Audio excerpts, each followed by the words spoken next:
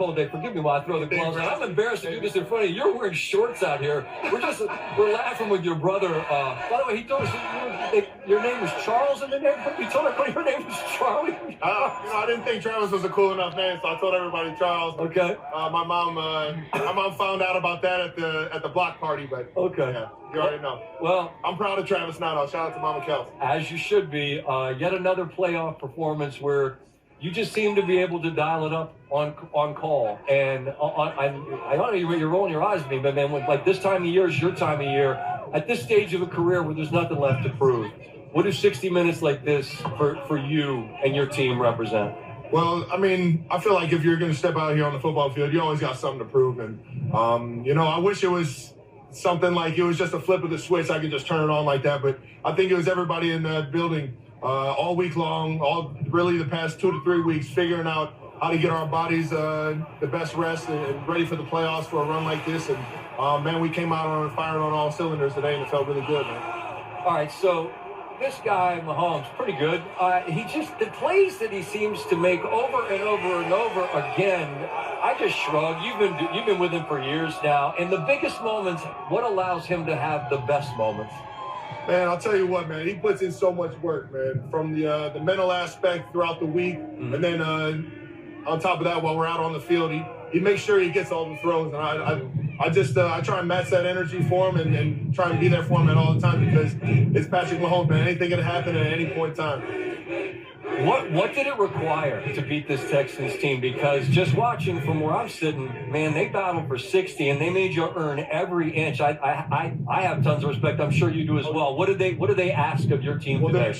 They're extremely tough individuals, and when they play together like that, it can be really hard to beat. And I think that has a lot to do with their head coach. And just how that trickles down with the leadership and the mentality. Right. They got a great quarterback, man. I think CJ is going to be unbelievable throughout the rest of his career and really take the bull by the horns. But I think tonight, man, Arrowhead was rocking so much that we just had a little bit more energy, baby. Yeah, the Kingdom. We talked about when we visited with you early this year on a trip out here. I mean, we've been here now 3 times, and now it's the middle of January. It's freezing cold, and there's only 120 more minutes of football left for anybody. And so now we can narrow this down, right? When we're talking in early in the season, that's way down the road. But, like, they're chanting three-peat. Travis, right in front of you, man. Like, the ability to compartmentalize and do what has to happen, you've earned these next 60. It's either Buffalo or Baltimore.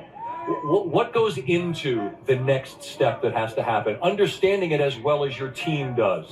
Well, in the playoffs, everything gets faster and everything gets, a little bit more physical as you get further along in the playoffs. So the AFC Championship is always going to be one of the biggest challenges that you ever have.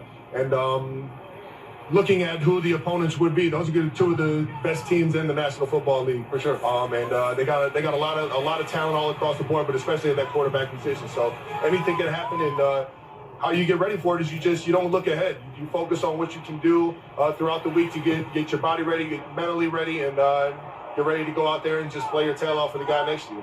You and I had this conversation after the Super Bowl last year, and I'm going to ask you some version of the same thing now. Just on the back 9 of a career, right? We're not on the 18th hole, I don't think, but I mean, we're on the back 9. The appreciation for this, like this is the sweet spot. We were talking about this as a group. This just doesn't happen. You all have a chance to do something that's never been done.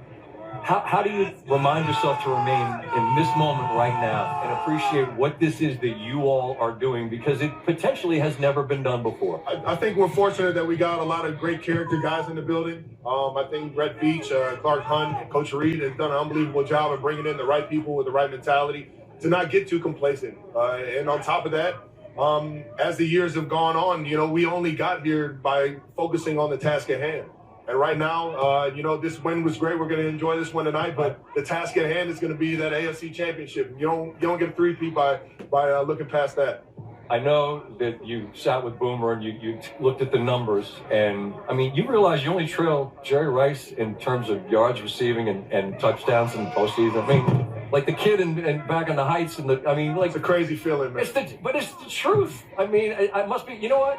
You should talk about that with your brother on your podcast. I don't want to milk all this good content. Your brother would get after me if I don't do that. Hey, I appreciate you taking the time to visit all this. Best big guy. Shout out to Jerry too, man.